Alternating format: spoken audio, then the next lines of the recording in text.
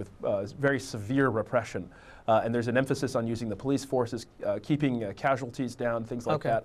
And ultimately, when you put the military into the streets, or the military becomes involved in politics, what that really means is that the civilian leaders have lost control. And I don't think that you'll see a lot of militaries trying to portray that image, but I think that if it comes down to it, you will see military crackdowns if things get completely out of hand. But I don't see it in the cards at this moment particularly. Okay, there's less than a minute left on the program. Let's get final comments from Saaduddin Talib. Mr. Talib, with regards to the Yemeni military, how would you foresee it acting and reacting if the position of Ali Abdullah Saleh is under threat? The military in Yemen is controlled by Ali Abdullah Saleh and his two sons and his other nephews, and therefore I see whatever power they can have in the military in case things like that happen, things like what has happened in Egypt happens in Yemen. I think much of the military will actually, which is already quite demoralized by the war that happened in Al-Houthi. The last word I want to say is very briefly, please, sir. What the Arab Street is asking for, very quickly, what the Arab Street is asking for is really a government that is accountable.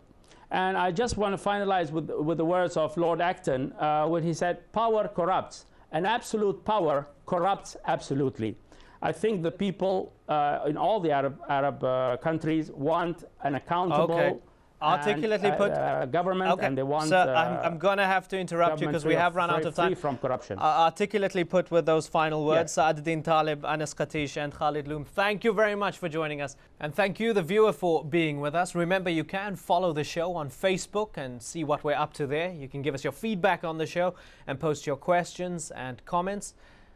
And on the next show, as the political standoff on the streets of Cairo continues, what is at stake for Israel, Egypt's closest ally in the region? Make sure to tune in for that. We'll see you next time.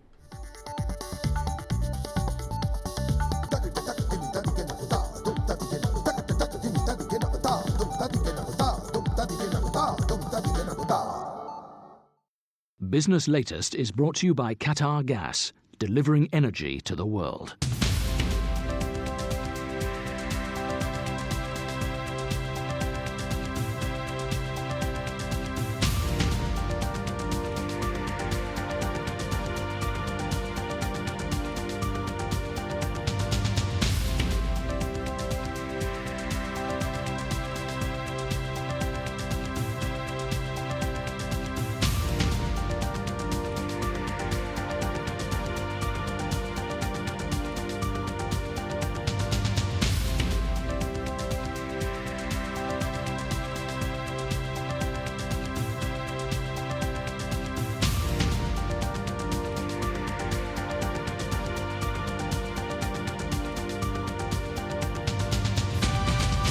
Business Latest is brought to you by Qatar Gas, delivering energy to the world.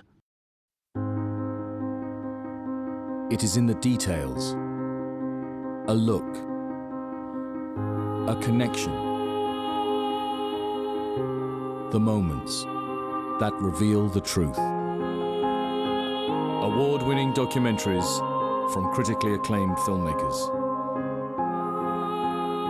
Witness documentaries to open your eyes. At this time on Al Jazeera.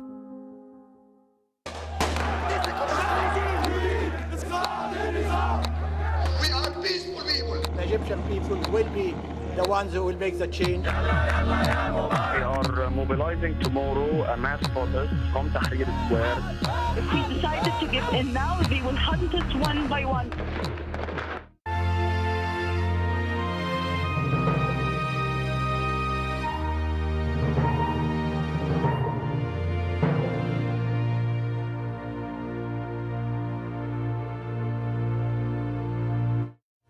New calls from behind the barricades. Protesters in Egypt press for more mass demonstrations. And could this man provide the inspiration? The activist behind the Facebook page that set off the revolution is freed after being held for 12 days. Inshallah, inshallah, inshallah. By God's will, we're going to clean this country of this rubbish.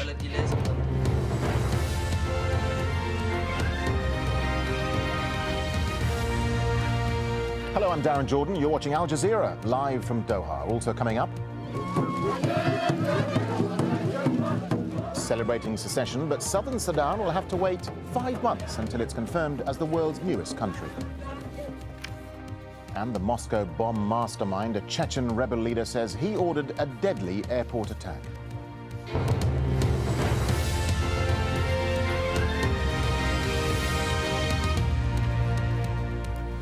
Hello, it's 0500 GMT. That's 7 a.m. in Egypt, where anti-government protests are entering a third week.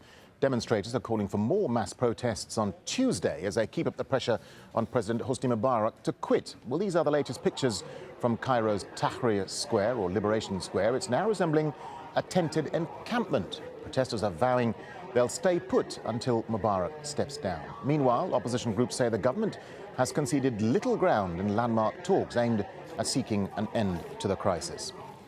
Well, the pro-democracy protests have so far lacked any single leader, but one man has emerged as a hero for many. That's the activist behind the Facebook page, credited with starting the uprising. Wael Ghonim was freed on Monday after being detained for 12 days. And this video, uploaded onto YouTube, claims to show his capture on January the 28th at Cairo's Liberation Square. Well, Ghonim spoke with an Egyptian channel shortly after his release. First of all, I send my condolences to all the people who were... We didn't want to do any damage. Don't focus your cameras on me. I'm not a hero. The real heroes are the youth who are behind this revolution. By God's will, we're going to clean this country of this rubbish. Well, President Mubarak has held his first meeting with his new cabinet, announcing a pay rise for government employees. Rosalind Jordan rounds up. Another chilly night in Tahrir Square. Thousands of demonstrators ignored the overnight curfew as they kept up their fight to remove Hosni Mubarak as president of Egypt. Rallied each other with songs of defiance. Meantime, state television showed the 82-year-old leader in a meeting with members of his new cabinet. The message: Mubarak isn't going anywhere until his term ends in September. In a bid to peel off sympathy for the protesters, Mubarak announced nearly $1 billion in pay hikes for government workers, long a key part of his political base. Cairo itself tried another day of normal routines. It's not back to normal for Egypt's famous tourist attractions, key to the country's economic health. It's frustrating businessmen and travelers alike. This has been a dream of mine ever since I was a child, to come in here and to see the pyramids and to get this close and to be shot for no reason. They could open the gates right now. We could all go in.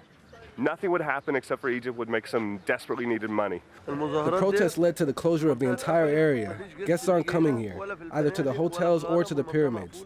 The entire area is closed. There's no more business. This has destroyed the entire country. Perhaps even more devastating, Human Rights Watch says nearly 300 people have been killed so far during the uprising. The pall of insecurity hangs over the country. Private tennis clubs are still packed, but for millions of ordinary Egyptians, professional football matches have been canceled until further notice.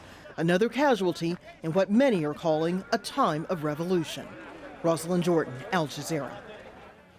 Well, we're joined on the line now by our correspondent in Cairo. We're not naming him for security and safety reasons. I mean, how significant is the release of this Google executive, Wael Ghonim, and is it likely, do you think, to galvanize the protests? I think, Darren, it's potentially highly significant. Yeah, I've been speaking to some of the protesters subsequent to his release.